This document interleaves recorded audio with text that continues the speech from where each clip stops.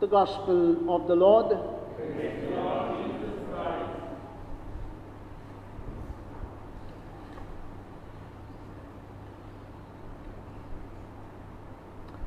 My dear brothers and sisters, today's first reading and the Gospel reading makes me feel that I have something very important to tell you people and to ourselves as priests.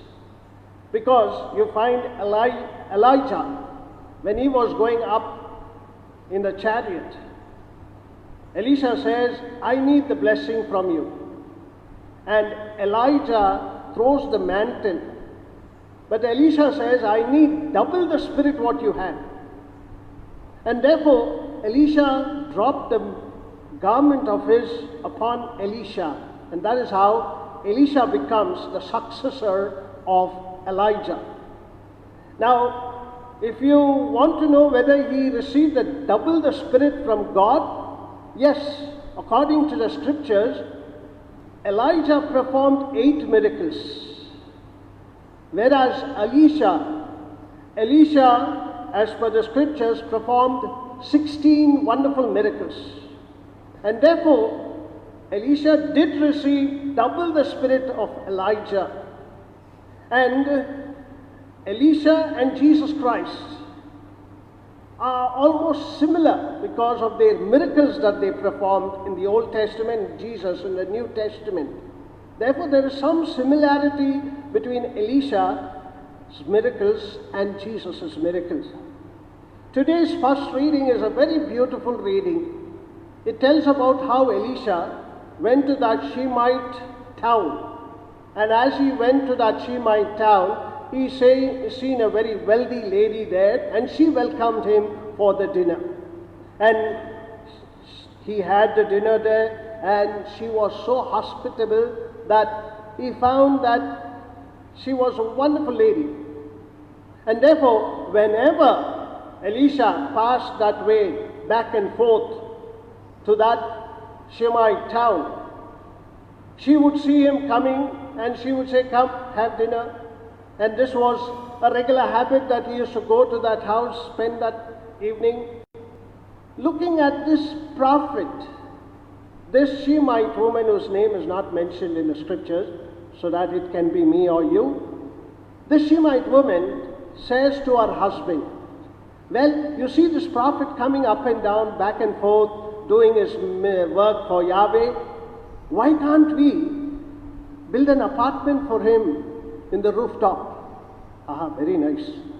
That's really beautiful for a prophet to hear that the kindness of this woman and her husband.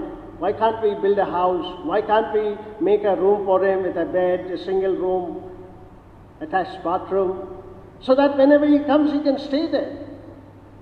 And definitely they said, and as often as possible Elisha passed that way, he could stay there.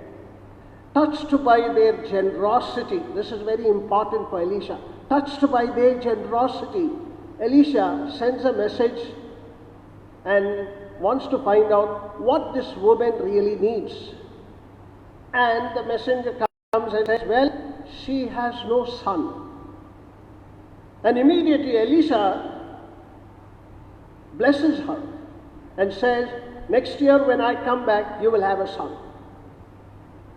And that is how Elisha blesses. And you find that it happened. And he says this, and it did happen for her. A beautiful and a wonderful story of the Old Testament. The hospitality of the woman and the kindness and also the blessing of Elisha. If we have to dig deep into this story and dig deep into the gospel reading today, it is quite relevant in today's church. What's happening to the church during this pandemic? How, during this terrible, weird coronavirus, churches are all shut down, people don't come for mass, they are all only watching masses online. During this lockdown, priests and people are alienated from each other. Very sad we feel that priests and people are alienated.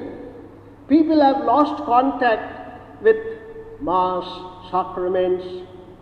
Very rare we have a baptism. Today we have one baptism after 2 months.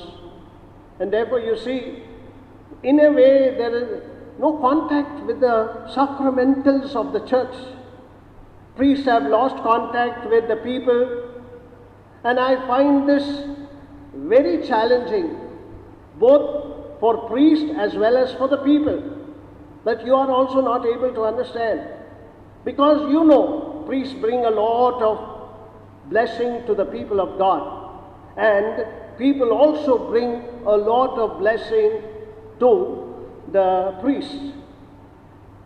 Priests drive a lot of strength and bring a lot of strength to you. They also get a lot of strength from you. Because of you, we are here. It is from you that priests are made. Therefore, you find that this challenging moment where priests bring a lot of help to the people, people also bring a lot of support to the priests. Priests derive a lot of strength from the people. And in a way, people also lift priests up. We come from you, therefore we serve you. And this is what exactly we see in the story of the first reading. This period, we know that people have been lost with themselves, priests have become alone. But there is a similarity of the story of Elisha and this people, between the ministry of the gospel and the people we serve. The travelers are always tired. They are also sometimes tired so much, and the kindness of this couple brings a lot of consolation to the stranger. Every priest is in a way a traveler. From one parish to another parish he is transferred, and therefore there is always this traveling part of a priest. And this is why you see the kindness of this couple makes this prophet feel at home. So much so that when we as priests, maybe after celebrating 2 masses on a Sunday, or maybe sometimes 3 masses, 4 masses, we go back to our room alone. We are in that loneliness. But we feel that we have done our work, because a priest brings peace, God's presence and healing. I have experienced a lot of hospitality, and I have experienced from people how they look after priests. They have special place for priests in a way. And we have also seen how people, when we ask for some support, for example, during the coronavirus, we just asked you to help us so that we can buy rations. And you came forward so generously. This shows that you rely upon the priest's guidance. And that is how I just asked, I could see how generous you are. Because of the kindness and generosity of the people, we find ourselves as priests motivated.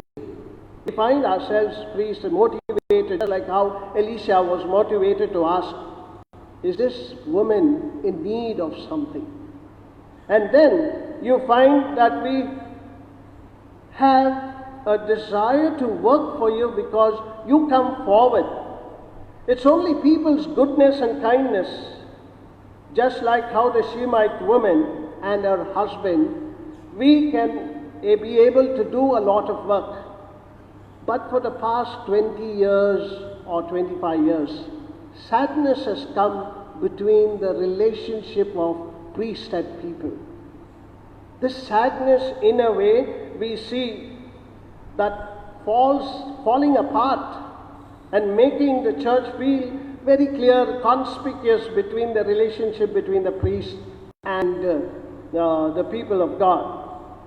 a kind of suspicion on the part of the laity and the priest of these days. This kind of suspicion for the laity. Similarly, there may be also a kind of suspicion in a priest, because he will say, if I get closer to this person, what will happen?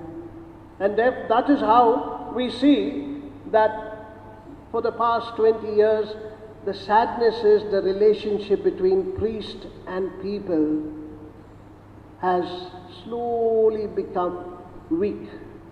Today's first reading and the gospel reading should enlighten you, should make you feel, no, we need this relationship between priest and the laity, between the laity and the priest, each one giving help to each other, just like how the Shemite woman and Prophet Elisha, they helped each other. And so we also can help each other. I may be sounding like a bishop telling between priest and laity, but it is my duty to tell you on this beautiful day. Priests say that they are welcomed by people. Therefore, what is a laity supposed to do with a priest? Welcome them to your home.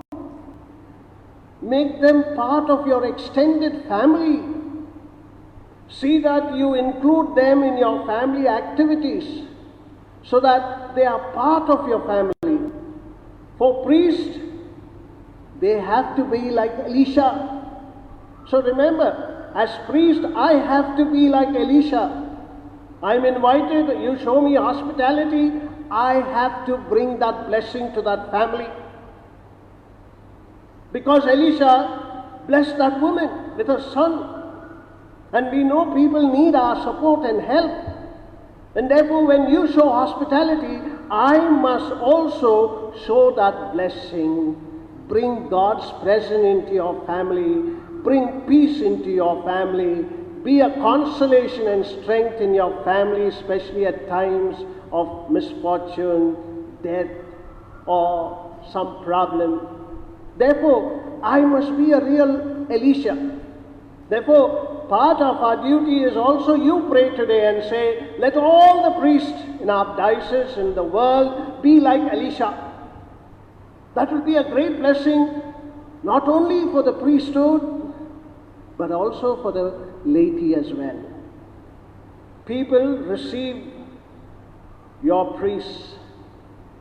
They should receive your priests and receive them generously so that they may bring the blessings of God. But sad, very sad, some priests bring not blessing but curse. And therefore, we learn, and today we will see that we will learn from Elisha how a priest can bring a lot of sense of God, presence of God in the people. Therefore, finally, I would only say, see the relationship the woman and Elisha had. May it be also with priests and the people of God. Amen.